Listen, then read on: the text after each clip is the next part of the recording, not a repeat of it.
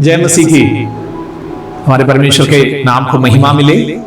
एक और सुंदर दिन हमारा प्रभु ने हमारे जीवन में प्रदान किया है। स्वागत है आप सबका इस कार्यक्रम में। आज की रोटी शीघ्र ही आने वाले प्रभु यीशु मसीह के मधुर नाम से मैं आप सबको स्वागत करता हूं। प्रार्थना करें।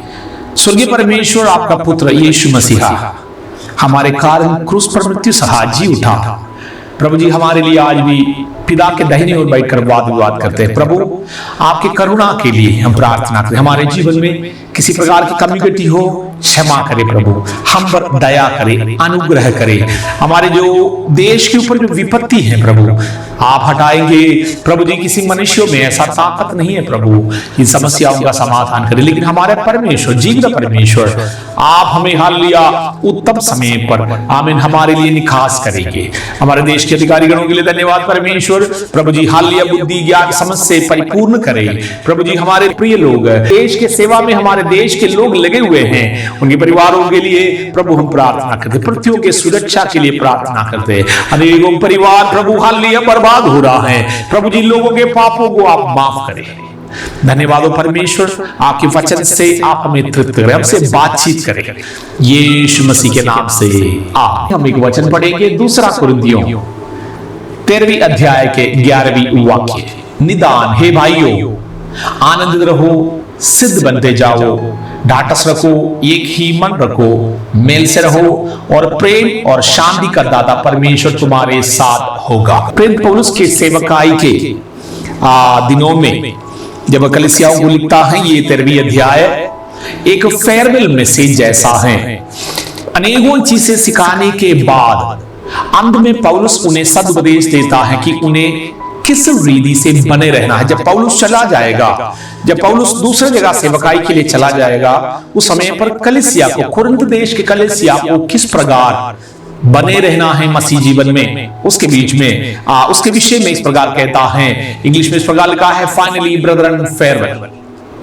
अंत में जैसे कि एक उदाहरण दिया जाए, हम लोग एक विवाह के लिए जब तैयारी करते हैं, काफी दिनों तक अनेकों चीजें हम करेंगे, कपड़ा खरीदेंगे, टेंट का काम करवाएंगे और मेहमानों को हम लोग इनविटेशन देंगे, उनको निमंत्रण देंगे और जितना भी काम करना था काफी समय लेकर हम करेंगे। लेकिन शादी का एक दिन पहले हमें मालूम है हम सारे चीजों के लिए आमीन रेडी रहता है, क्योंकि अगला दिन हमारे परिवार में विवाह है।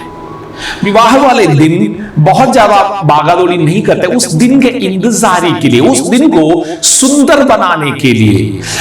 अगर उस विवाह के दिन अगर हम किसी के भवन में विवाह के लिए जाते हैं और वहां के विवाह को हम लोग कहते हैं कि बहुत ही अच्छे रीति से हुआ, बहुत ही उत्तम रहा, तारीफ करते हैं। कारण क्या है? उससे पहले वो परिवार के लोग काफी भागादौड़ी कर रहा, सारे तैयारी उस दिन से पहले करके रखा।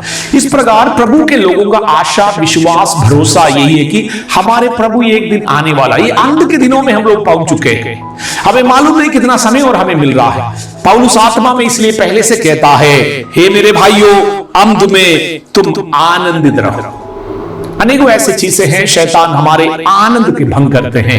छोटे छोटे चीजों को लेकर प्रतिदिन में तुम्हें में होता है लोगों के आपस में। हमारे जीवन में जो आत्मिक खुशी है शैतान खराब करने की कोशिश करता है। पौलुस कहते हैं, अंत में इस चीज के बारे में तुम जान जाओ। तुम्हारे जीवन में अगर खुशी नहीं होगा, तुम खुद ही खुशी के जीवन व्यतीत नहीं कर सकते हैं। हम अपने परमेश्वर को कैसे खुश कर पाएंगे? अगर हम खुद ही आप पवित्र नहीं है, वो पवित्र परमेश्वर को हम कैसे हालेलुया महिमा दे पाएंगे? इसलिए अंत में निधान मेरे भाइयों आप आनंदित रहो। दूसरा पॉइंट है ढाढ़स बांधो।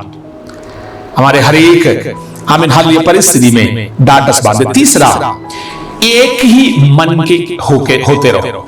सबसे पहले हम देखें कलीसिया के जो भाई बहन लोग हैं और परिवार के लोग हैं, हम सब लोग एक ही मन के होना बहुत ही जरूरी है।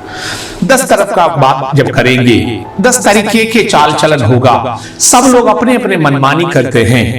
हमें मालूम है ऐसे परिवारों में शांति नहीं होता। प्रार्थना हमें करना नहीं, वो परिवार इस कारण टूट रहा। बालकों को, नौजवानों को माँ बाप की बातें पसंद नहीं है, बड़े बुजुर्गों की बातें अच्छा नहीं लगता है, बड़े लोग इस समझता है कि नौजवानों को बुद्धि नहीं है, अनेकों ऐसे चीजें हैं।